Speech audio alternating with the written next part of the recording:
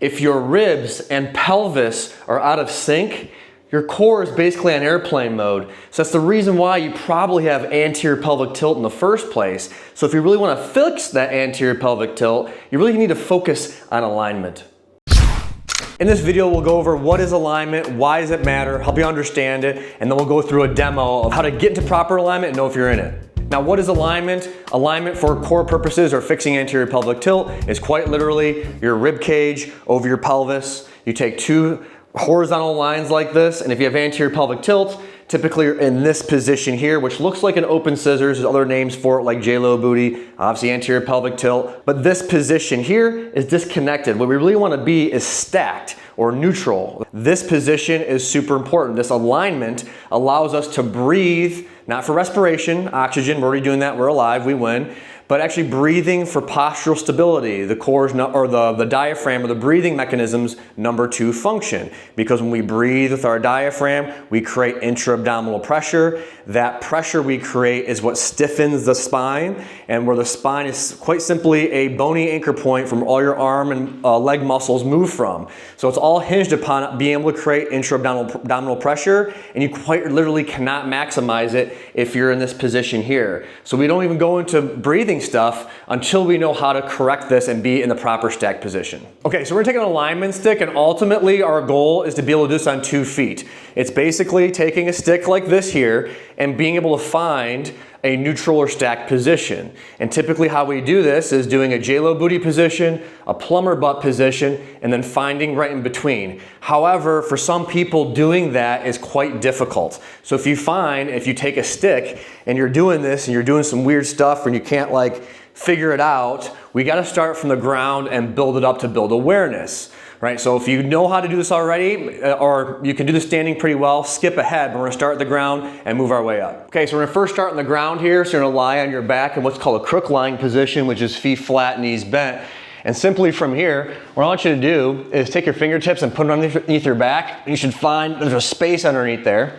And from here, all I want you to do is lift up, create more of a space, and now push your back into your fingertips. Lift off, and then push back into your fingertips. Basically what you're doing is a pelvic tilt. You're quite literally doing an anterior pelvic tilt, which you shouldn't have hard time with, and then a posterior pelvic tilt.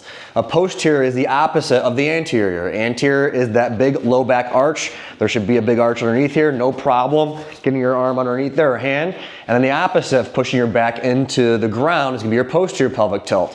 So when you're in an anterior pelvic tilt and then you posteriorly pelvic tilt, you'll get to a relatively flat back, which then is more of that neutral or stacked position we're looking for. If you have say a rigid mid-back or lying in this position, has your head up like this, just put a nice little pillow underneath your head, that'll help you out. So all you're doing here is just tilting back and forth, just getting that awareness and that feel.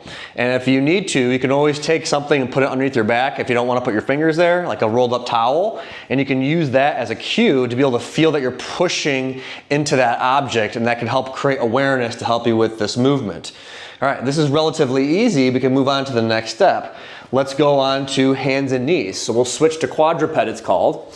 And then here, we're gonna do quite literally the same thing, but now we don't have a floor to push against. We have to do it in space. But it's the same idea. If I'm in this tabletop position here, an anterior tilt would be this big old J-Lo booty-like appearance. So what we want to do from here is the opposite, which is a posterior pelvic tilt. So I'm going to think about pushing my back into the ground, which now is up and toward the ceiling. So I'm going to tilt back and forth. I like to give the visual of J-Lo booty and plumber butt because that is a visual that everyone seems to remember. J-Lo booty, plumber butt. And so you're tilting back and forth. Some might think this is a cat-cow. No, a cat-cow is the full rounding of the spine and arching. What we're really trying to do here is isolate the pelvis or the waistline and keeping everything above static or solid, not moving. So my waist is just tilting back and forth like a J-Lo booty and plumber butt, not the whole body. So this might be a little wonky at first. We have shake and bake and some other things going on. That's okay. You want to work through it. And now what you want to do is feel here, because you don't have a ground to push into. You want to find the in-between. So we're going to plumber, we're going to J-Lo, we're going to plumber, and we're going to J-Lo, and then you'll find that halfway in between point. Typically that is your neutral or your stacked position. How we'll actually know is our breath, which we're not gonna go through now because we need alignment first, but your breath is a great way, when you learn it, is a great way to know, are you in a neutral position or in the neutral zone? Meaning that there's not one neutral spot, you have a zone where you can create intra-abdominal pressure via your breathing mechanism. But you gotta know alignment first. So once you got that down, it's a matter of reps. It's like riding a bike. I can't tell you sets and reps, it's just practice it until you get it. Once you've got it, now we're gonna move up to standing. All right, now we're in standing. I got my nice little coach's uniform going on so you can see my waistline. So now we can really see the anterior tilt. We can see the stacked position. We can see the J-Lo booty plumber butt all in the standing position here. So take your alignment stick, any sort of stick or dowel works. We're gonna place it on the back, one hand up, one hand down. So I'm gonna go into straight position here. Some people are gonna have different postural positions. They're gonna be like this, they're gonna be like this, they're gonna be like this, and some other stuff like that in between. Do your best to try and flatten out with the stick. And because a lot of us have really tight hip flexors, when you have anterior pelvic tilt, so it's probably you if you're watching this, you're likely gonna be naturally in this position like this, and you're gonna try and do this tilt, and you're like, no way, your hips are too tight to do that. So what I recommend is that you actually hinge at the hips or just kind of perch forward a bit, because when you do that, now you have room to tilt your pelvis. When you're straight like this, there's no room really to tilt your pelvis, especially if your hips are super tight.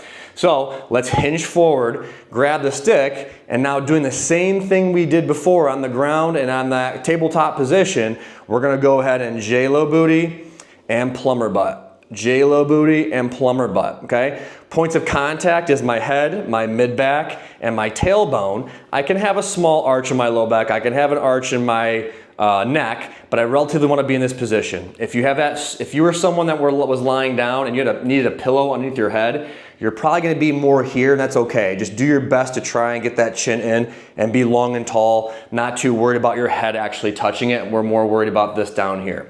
So now that I'm in this position here, I got my J-Lo, I got my plumber, I have my neutral.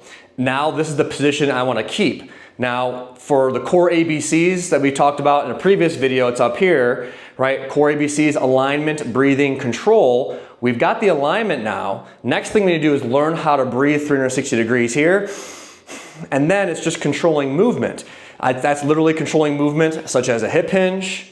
It can be a squat, or split squat, lunge, squat. It can be side to side. It can be doing really whatever, but it's all about ideally being in a generalized neutral position. Now, you don't live life always in neutral, but the better you can control neutral or understand it, the more you'll use it subconsciously throughout life. So that's the important part. Because you're gonna get outside of normal, you're gonna get outside of ideal, but when you strengthen this in training and it becomes subconscious, it's very more likely for that to happen in daily life, and you're gonna be more strong, you're gonna be more stable, more resilient, more power, performance, less risk of injury. So nail the stack first, then move on to breathing in the next video here, where we really learn how to use the core properly for ideal strength and stability.